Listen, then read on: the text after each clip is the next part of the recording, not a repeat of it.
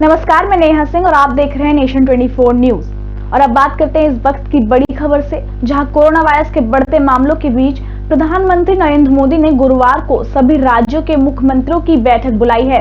PM Modi सभी राज्यों के मुख्यमंत्रियों के साथ गुरुवार को शाम 4 बजे वर्चुअल माध्यम से बैठक करेंगे। बता दें कि बीते शनिवार को भी पीएम मोदी ने कोरोना को लेकर अधिकारियों के साथ बैठक की थी।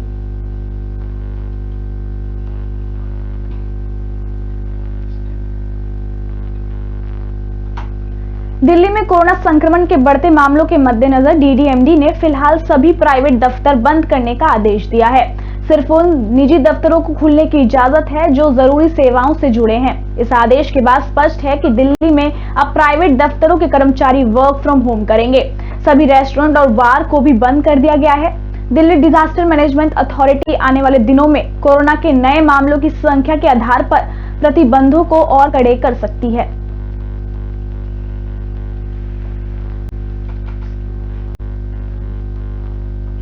अब बात करते हैं उत्तराखंड की, जहां रामनगर से सरायखेत की तरफ जाने वाली एक बस सोमवार को डोटियल चौराहे से कुछ दूरी पर कमानी पट्टा टूटने से खाई में जा गिरी। बस में 18 यात्री सवार थे। एक पेड़ से टकराकर बस रुक गई, जिसमें यात्रियों को मामूली चोटें आईं, लेकिन उनकी जान बच गई। पुलिस ने ग्रामीणों की मदद से यात्रियों को बाहर निकाला। एसओ सर्ट गोविंद मेहता ने बताया कि दुर्घटना का कारण बस का कमानी पट्टा टूटना रहा। बस में सवार यात्रियों को हल्की चोटें आई हैं। हादसे में किसी तरह की जनहानि नहीं हुई।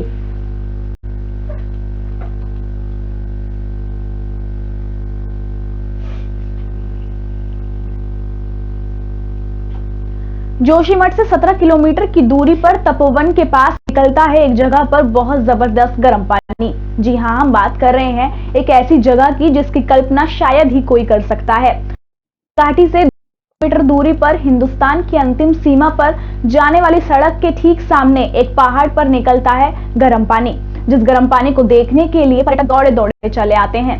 आपको बता दें कि इस जगह पर बहुत तेजी से गर्म पानी निकलता है, जिस गर्म पानी में पर्यटक आए दिन बॉयल अंडे और चावल पकाते हुए देखने को मिल सकते हैं। गौरतलब है कि इस अद्भुत नजारे को देखने के लिए देसी और विदेशी पर्यटक दौड़े दौड़े आते हैं। इस जगह पर आप तस्वीरों के माध्यम से देख सकते हैं कि किस प्रकार इस जगह पर धरती से गर्म पानी उबल रहा है।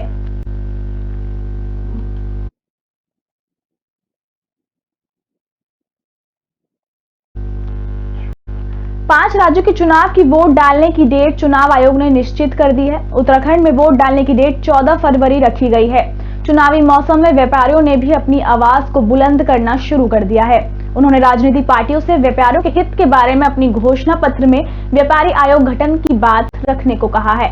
आपको बता दें कि हरिद्वार के व्यापारियों ने प्रेस कॉन्फ्रेंस कर कहा कि व्यापारी लोग उसी पार्टी का समर्थन करेंगे जो पार्टी अपने घोषणा पत्र में व्यापारी आयोग बनाने की बात रखेगी। वहीं व्यापारी नेता मृदुल कौशिक ने कहा कि जिस तरीके से कर्मचारी आयोग या दूसरे आयोग के गठन हो रहे हैं, उस तरीके से व्यापारी आयोग का गठन भी होना चाहिए, क्योंकि व्यापारी भी टैक्स देता है पर उसको किसी भी प्रकार की कोई सुविधा उपलब्ध नहीं हो पाती।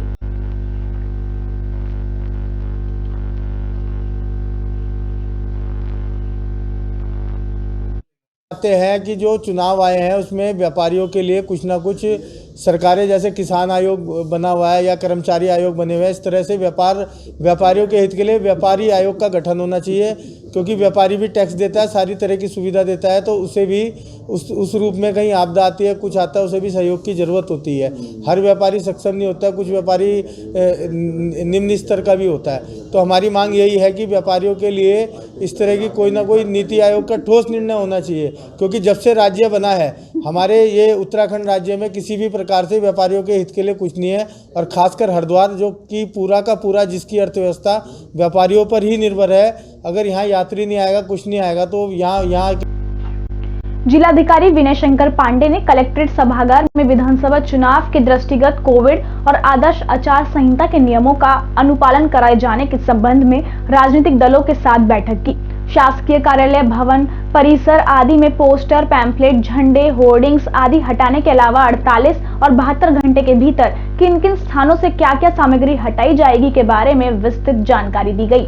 डोर टू डोर चुनाव प्रचार के संबंध में जिलाधिकारी ने बताया कि प्रत्याशी समेत 5 से अधिक व्यक्ति नहीं होने चाहिए। जिलाधिकारी ने कहा कि कोरोना काल में होने वाले चुनाव में कोविड गाइडलाइन का कड़ाई से पालन होना चाहिए।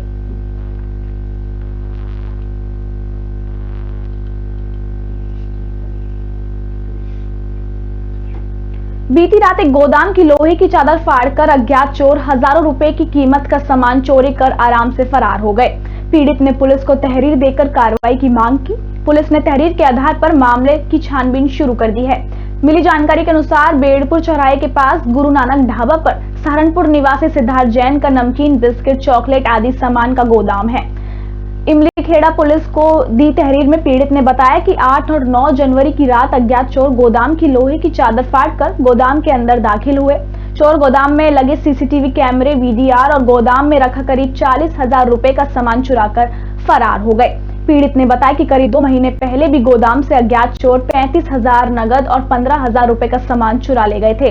इस बाबत इमली खेड़ा चौकी प्रभारी आमिर खान ने बताया कि मामले की तहरीर मिल गई है। कुछ संदिग्ध युवकों से पूछताछ की जा रही है। जल्दी मामले का खुलासा कर दिया जाएगा।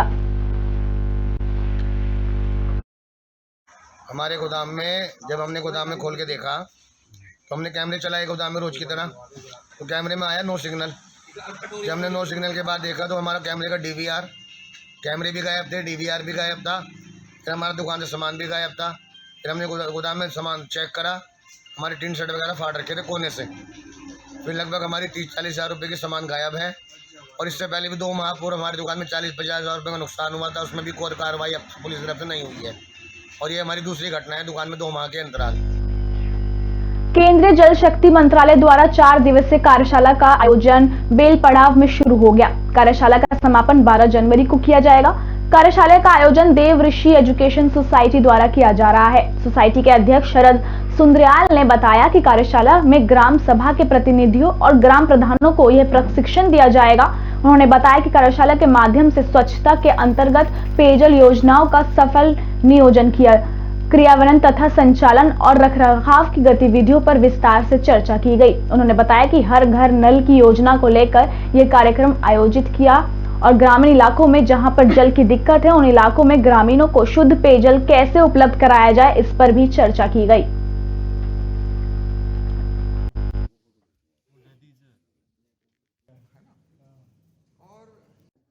इस हेतु कवरेज भी हो जाए इसलिए हमने यहाँ पर आमंत्रित किया है। ग्रुप एक्सरसाइज में इतने मशहूर हो चुके हैं थैंक्स टू द ट्रेनर कि मतलब आपने ये बात रखना चाहें तो अवश्य रख ले। और फिर इसके उपरांत हम लोग प्रेस कॉन्फ्रेंस आप आगे का कार्यक्रम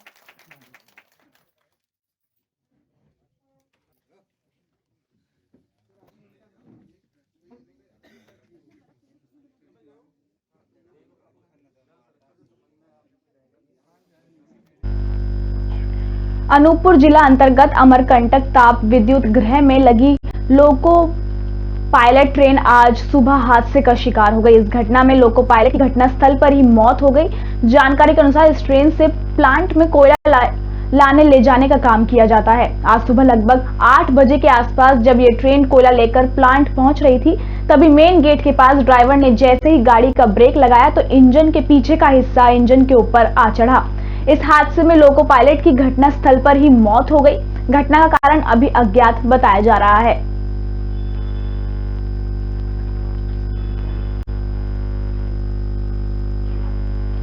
सोमवार शाम को उस समय विंध्याचल एक्सप्रेस ट्रेन में अफरा तफरी मच गई जब एक लड़की ने लड़के के ऊपर विवाद के चलते तेजाब फेंक दिया, जिससे युवक का चेहरा झुलस गया, जिसे आनंद फानन में शासकीय राजीव गांधी चिकित्सालय में उपचार के लिए भर्ती कराया। वहीं घटना से मची अफरा तफरी में यात्री भी चोटिल हुए हैं। लेकिन जब जीआरपी और आरपीएफ के पुलिस के जवान ट्रेन के पास पहुंचे तो बताया गया कि प्रेम प्रसंग के मामले को लेकर विवाद हो गया, जहां एक लड़की ने लड़के के ऊपर तेजाब फेंक दिया।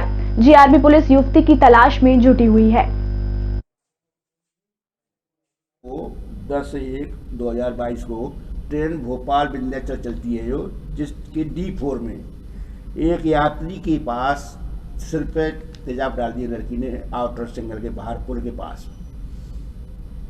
कौन है लड़का सर? लड़के का नाम है सचिन साहू, बाप का नाम फूल सिंह, उम्र 30 साल, कर्मा देवी त्राया पचवा रोड गंजवास था। लड़की के बारे में कुछ जानकारी? लड़की के बारे में लड़के से पूछताछ की गई तो लड़का बताने को तैयार नहीं है अभी वर्तमान में। मेरे पास अभी तक 4 इंजर्ड आए हैं, जिनमें से एक 30 वर्षीय पुरुष है जिसको चेहरे पे और हाथों पे जला हुआ है, साथ ही साथ उसके सर के बाल भी जले हुए हैं। तो उसको पहले अभी हॉस्पिटलाइज़ किया है। बाकी 2 महिलाएं आई हैं जिनको हल्की फुल्की चोट है, एक बच्ची भी आई है, इसको हल्की फुल्की चोट है। जीआरपी पुलिस के द्वारा इनको लेके आया गया है। कुछ पूरी जानकारी मेरे को भी नहीं, लेकिन जो बर्न हुआ है तो बताया गया है कि किसी अननोन केमिकल की वजह से लड़के को चेहरे पे और हाथों पे बर्न हुआ है, किसी ने जलाया है। तो उसके लिए CMLC की गई है और उसके बालों के लिए किस केमिकल का प्रयोग किया गया है बर्न के लिए, तो उसके लिए जांच के लिए भेजा गया है। वित्तीय अधिकार छीने जाने से नाराज सरपंचों ने सीएम के खिलाफ मोर्चा खोल दिया है। रैली के रूप में सैकड़ों से अधिक सरपंचों ने सोमवार दोपहर बाद शिवराज सिंह चौहान के नाम जिला कलेक्टर को ज्ञापन सौंपा। ज्ञापन में उन्होंने आरोप लगाते हुए कहा कि सीएम शिवराज सिंह ने सरपंचों के साथ छल किया है। अगर हमारे वित्तीय अधिकार वापस नहीं किए गए तो आने वाले 2023 के चुनावों में मध्य प्रदेश के 23,000 सरपंच भारतीय जनता पार्टी के खिलाफ वोट करेंगे। आवेदन देने पहुंचे गुस्साए सरपंचों ने कहा कि हमारा जो अधिकार है 4 तारीख को दिया गया, आखिर 24 घंटे में ऐसा क्या हुआ जो 5 तारीख को फिर से छीन लिया गया। मामला ये 4 तारीख को हमें भोपाल से अधिकार दिए गए थे और 5 तारीख को ऐसी शिवराज सिंह माननीय मुख्यमंत्री पे कौन सी गाज पड़ी, किसका कारण दबाव था, उन्होंने 5 तारीख को हमारे सुबह ही अधिकार वापस ले लिए जाते। ये क्या 23,000 सरपंचों का अपमान का काम नहीं है क्या? वो जनता के चुने हुए अधिकार सरपंच नहीं दे गया तो क्या उन्हें पूछ करके दिए थे कि अपने मर्जी से कभी निमंत्रण कर दो अपने घर पे, हमारा निमंत्रण उस सुबह आप बिगाड़ दो, आपको रोटी नहीं खिला पाएंगे। क्या हमारे 23,000 सरपंचों का अपमान नहीं है क्या? साहब एक निवेदन है सरकार से कि इनने चुनाव की घोषणा की।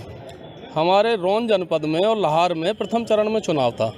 30 तारीख को इनने चुनाव कैंसिल कर दिया। हम लोगों का पूरा चुनाव हो चुका था। किस कारण इनने कैंसिल किया, कैंसिल कर दिया? फिर 4 तारीख को जो अधिकार दिए वो अधिकार किसके आदेश से, मतलब हमने तो मांगे नहीं थे, हम तो चुनाव कराए के लिए तैयार थी सरकार, हम चुनाव लड़ रहे थे, मैदान में थे। अब तुमने 4 को अधिकार दिए, 5 को उस पर स्थगन कर दिया, तो किसके आदेश से स्थगन किया? सरकार पूरी तरह से फेल है। हम भाजपा के सरपंच हैं, भाजपा के पदाधिकारी हैं। अगर हमारे अधिकार वापस नहीं हुए तो अब की बार सौगंध खाते हैं कि भाजपा को बिल्कुल मिटा देंगे। मैं माननीय मुख्यमंत्री जी से एक निवेदन करने आया हूँ ज्ञापन के माध्यम से। क्या करने आया हूँ? उनने पहले आचार संहिता लगाई, हम लोगों को चुनाव में उतारा, घोषणा की, बिगुल फूंक दिया, तो हम लोग भी रण में उतर गए, मैदान में तैयार हो गए। फिर उसके बाद जब चुनाव लड़ने के लिए तैयारी हो गई, पहला चरण तो 6 तारीख को ही था, तो हमारे सरपंच भाइयों का लगभग टोटल खर्च हो चुका। हम लोगों के अंदर बेमनुष्यता भी पैदा हो गई। चुनाव जब लड़ने की तैयारी करी तो उसके बाद वही माननीय मुख्यमंत्री जी चुनाव कैंसिल करते हैं, तो ये बड़ी दुर्भाग्यपूर्ण बात है। चौथी बार के मुख्यमंत्री जी और इतनी बड़ी गलती कर रहे हैं, हम लोगों के साथ खिलवाड़ खेल रहे हैं, ये तो बहुत बड़ी गलती। फेसबुक और यूट्यूब पर अपलोड करने के लिए अवैध हथियार से वीडियो बनाते वक्त चली गोली से युवक घायल हो गया। खून बहता देख दोनों युवक जब डॉक्टर के पास इलाज कराने पहुंचे तो डॉक्टर ने रिपोर्ट लिखवाने को कहा। घबराए युवक ने बहाना बनाते हुए पुलिस को बताया कि गौरी तालाब पर हमारे साथ बदमाश ने लूट के इरादे से कट्टे से फायर कर गोली मार दी।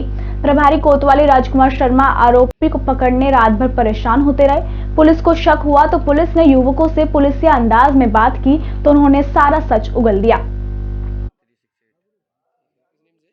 थाना सिटी कोतवाली क्षेत्र में परसों दिनांक 7/1/22 को जब हम गश्त पे थे तो सूचना मिली थी कि किसी व्यक्ति को गोली लगी है और हॉस्पिटल पहुंच रहा है। उसके बाद हम हॉस्पिटल पहुंचे तो विकास पुत्र मुनैन सिंह राजावत निवासी रायपुरा ओपी मछेंड और थाना रौन के रहने वाले हैं और उनके साथ उनके दोस्त थे सागर सिंह पुत्र राम शरण राजावत निवासी दुहई, वो भी ओपी मछेंड और थाना रौन के रहने वाले हैं। तो विकास राजावत के बाएं हाथ में गोली लगी थी। जब हमने उनसे पूछा तो उन्होंने बताया कि हम आज दोपहर में गांव से आए थे, हम दोनों घूम रहे थे गौरी किनारे और जैसे ही हमने मोबाइल निकाला तो 3 लड़के सफ़ेद अपाचे से बगैर नंबर की गाड़ी से आए और हमारा मोबाइल छीनने का प्रयास किया और हमने मोबाइल नहीं दिया तो उन्होंने पिस्टल से और गोली हमारे मार दी, हमारी बाएं में गोली लगी है। उस सूचना को सही मानते हुए हमने उनसे उनके बयान नोट किए। उसके बाद दिल्ली से सटे गाजियाबाद के थाना खोड़ा कॉलोनी ने पति पत्नी के रिश्ते उस वक्त तार-तार हो गए जब वहां स्थित एक ओयो होटल में पति ने पत्नी को बुलाया और उस पर ताबड़तोड़ चाकू से वार कर मौत के घाट उतार दिया। आरोपी पति इस वारदात को अंजाम देने के बाद मौके से फरार हो गया। जैसे इसकी जानकारी होटल के स्टाफ को मिली तो आनन फानन में इसकी सूचना स्थानीय पुलिस को दी गई। सूचना के आधार पर मौके पर पहुंची पुलिस ने लहूलुहान हालत में जमीन पर पड़े शव को कब्जे में लेकर पोस्टमार्टम के लिए भेज दिया। शव के पास से ही आरोपी पति और पत्नी का आधार कार्ड भी पुलिस ने बरामद किया है। फिलहाल पुलिस आरोपी पति की तलाश में जुटी हुई है। ये मर्डर उसके पति ने, अर्जुन चौहान ने किया है। उसने हमें सिस्टर जॉब करती है, उसने धोखे से बुलाया, वो जॉब पे आई थी, वो जॉब पे ना पहुंच के वो सीधा यहाँ पे होटल पहुंची है और उसने जो है यहाँ पे उसको अंजाम दिया है। यहाँ होटल में कितने बजे पहुंची? यहाँ पर 9:30 के बाद 10 बजे समथिंग। क्या नाम है मृतका का? प्रियंका पांचाल। तो क्या वजह रही जो उसका आज ये मर्डर उसके पति ने किया है? कोई पहले कोई वजह ये रही कि उनकी डिमांड थी कि हम उसको दहेज दें, उसे बैठा के खिलाएं, जो कि हम नहीं कर सकते। 1 साल हमने बैठा के खिलाया। उसके बाद में जो है उसने मेरी सिस्टर को इतना टॉर्चर किया, मारने की कोशिश की कई बार। हमने उसे छुड़ाया, उससे रेंट पे जहाँ रहे हैं बुराड़ी में, वहाँ पे भी सब परेशान हो गए थे। मकान मालिक जो थे उन्होंने भी उनको बाहर निकाल दिया कि हम इनको नहीं रखेंगे, ये मार देगा इसको और हम फंस जाएंगे। आज दिन में लगभग 12 बजे एक सूचना प्राप्त हुई कि दर्शन होटल खोड़ा में एक युवती की बाथरूम में लाश पड़ी है। सूचना पे पुलिस बल द्वारा मौके पर जांच पड़ताल की गई तो ज्ञात हुआ कि अर्जुन नाम का एक व्यक्ति जो मृतका का ही पति है, वो 2 दिन से उस होटल में रुका था। सुबह उसने अपनी पत्नी को दिल्ली से बुलाया और कुछ आपसी जो इनका 1 साल से अनबन चल रहा था, उसी अनबन में हत्या करके फरार हो गया। मृतका के परिजनों की तहरीर के आधार पर सुसंगत धाराओं में अभियोग पंजीकृत कर अभियुक्त की गिरफ्तारी के प्रयास किए जा रहे हैं। यूपी में विधानसभा चुनाव की तारीखों के ऐलान के बाद भाजपा ने घर घर दस्तक देना शुरू कर दिया है। लखनऊ में आज पार्टी के प्रदेश अध्यक्ष स्वतंत्र देव सिंह ने बाल अड्डे से अभियान का शुभारंभ किया। उधर विपक्ष ने भाजपा के घर घर प्रचार को कोरोना फैलाने वाला बताया। कांग्रेस एमएलसी दीपक सिंह ने चुनाव आयोग को पत्र लिखकर कहा है कि भाजपा का यह अभियान कोरोना फैलाव अभियान साबित हो सकता है।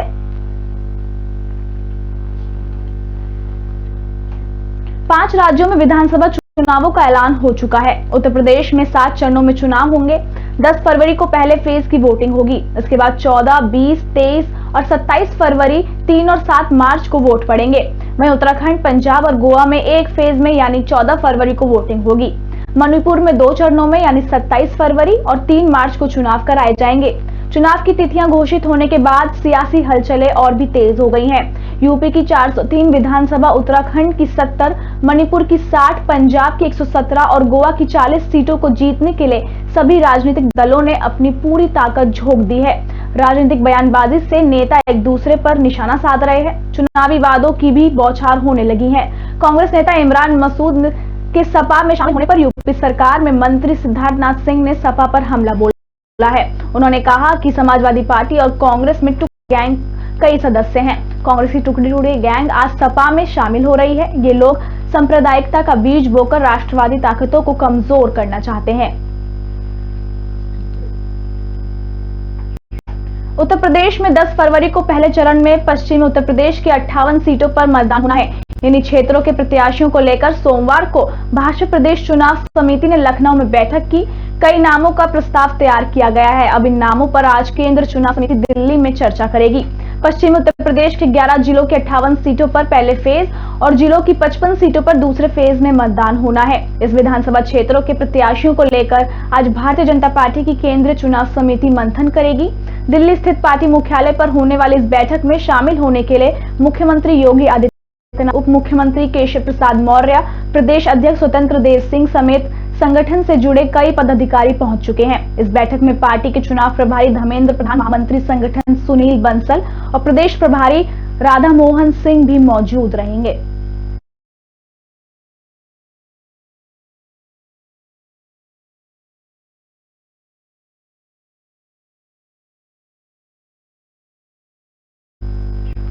उत्तर प्रदेश में 18वीं विधानसभा के गठन के लिए तारीख घोषित होने के बाद से ही सभी नेता बेहद सक्रिय हो गए हैं।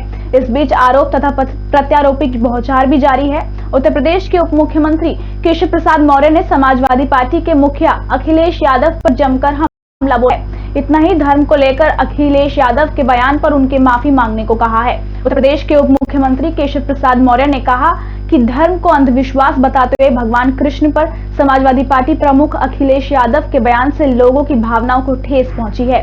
उनके इस बयान से काफी लोग आहत हैं। मैं तो चाहता हूं कि वह अपने इस बयान पर माफी मांगे। धर्म में तो करोड़ों लोगों की आस्था जुड़ी होती है। अखिलेश यादव लोगों की आस्था से खेल रहे हैं।